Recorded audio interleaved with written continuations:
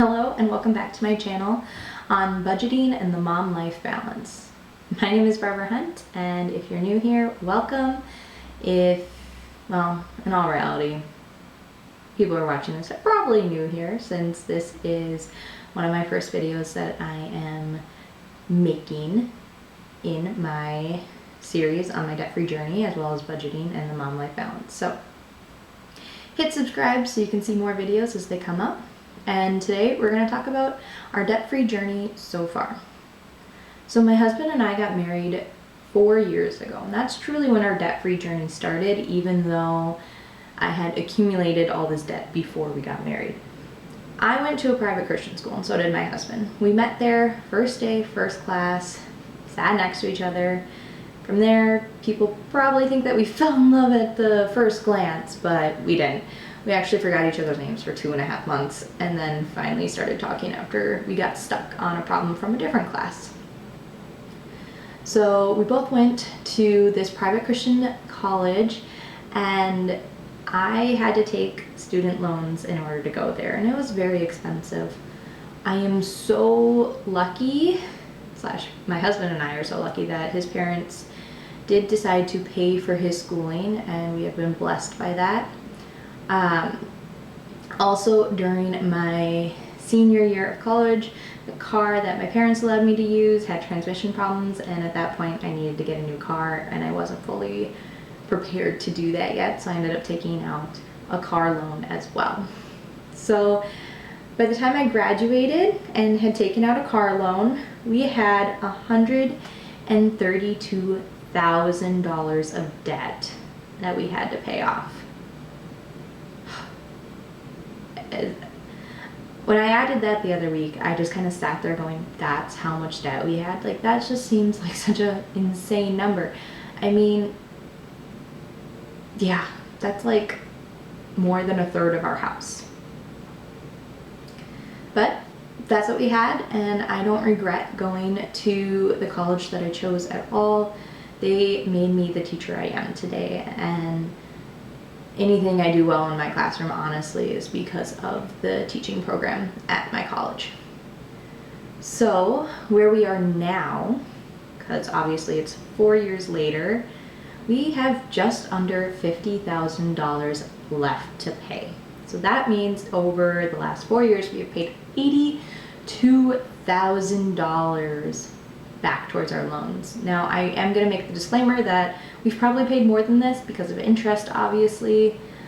This is just going towards the principal in the last 4 years. So, honestly, I kind of wanted to be debt-free by this point. 4 years into marriage, I was hoping we'd be debt-free. Actually, 5 years was the marker that I had hoped to be debt-free, but we kind of changed things up as we went. So to start off with our debt-free journey, we lived in a 1-bedroom apartment. It was pretty small. It wasn't in the best neighborhood, but it was pretty cheap compared to other apartments that we found, and it was kind of a midway point between mine and my husband's jobs that we got coming out of college. I ended up working 2 jobs that first year because I was not a full-time teacher. I was only 0.6. But that allowed me to get a foot into the door at the district that I teach in now, that I really just fell in love with when I student taught. After the first 1.5 years of just chipping away, we ended up living on my husband's income, and then we used my income strictly for loans, whether that was paying the minimums or paying the minimums plus extra, which most of the time we were able to do minimums and pay extra towards loans. About 1.5 years into our marriage, we decided to start trying for a baby. After 1 month of trying, which I didn't get pregnant that month, I threw a curveball at my husband and said, what if we pause this again and I go back and get my master's? So from that point, we decided for me, to go back and get my master's, and it was the best decision. The thing with Minnesota and teachers in Minnesota, most of the time for public school, you're kind of on a matrix where you make more money as you get more education and as you work at the school longer. So for me, by going back and getting my master's, I would actually make more money. So we decided to do that, and I went back to school and we paid completely out of pocket for my master's, which was really cool. We did have to do some budgeting. My husband at that time was doing our entire budget, and we would just kind of check in once in a while and be like, hey, how's our budget looking? After I got my master's, or actually started my master's, and after we had enough money to pay for my master's stocked away into our savings account, we decided to start trying for a baby and got pregnant month 1 of trying. And then we ended up starting to save for our maternity leave. So at this point, we were still putting about $1,000 to sometimes $1,500 towards loans every month. But then COVID happened.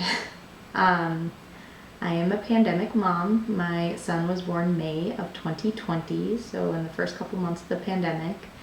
And in April, when things started getting shut down, my husband came to me and said, you know, my job's a little shaky right now. And that made us both nervous, so we started stockpiling money instead of paying back loans, and just paid minimums for my private loans, and then the federal loans were suspended. So we started throwing that into a savings account just in case. We definitely beefed up our emergency fund at that point. And then my husband, a couple months later, said that his job was pretty safe. And at that point, we had a pretty good amount of money saved up. So I sat there going, okay, we could put this money towards loans, but what if we actually use this money for a down payment on a house? At that point, we're in a 2-bedroom apartment, so we did end up upgrading our 1-bedroom to a 2-bedroom. And that's what our new financial goal was. So we still paid minimums on Sallie Mae and Navient. And actually how we did Navient is, since those are my federal loans, we took the payment that I had for that and actually put it towards Sallie Mae. So we're still making some extra payments on loans, but we started stockpiling money for a down payment on a house. And in January we ended up going to see a house. The first house that we saw, actually fell in love with it, put an offer down during probably the craziest time to buy a house. If you know, you know. I got accepted, and we ended up buying our first house in February of 2021. So that's where we are now. It's perfect. It gives my son a bunch of room to run around, which I can't imagine being in a small little 2-bedroom apartment with him, to be honest. So yeah, we ended up buying a house. And actually, side note, I know this is on a tangent, but our house has appreciated value by almost $30,000 since we bought it. And guys, we got it appraised in January for $320,000. It is way more than that now. It's crazy. So even though it's not what Dave Ramsey or a lot of financial advisors would recommend, that we buy a house even though we still had student loan debt, I'm grateful that we did.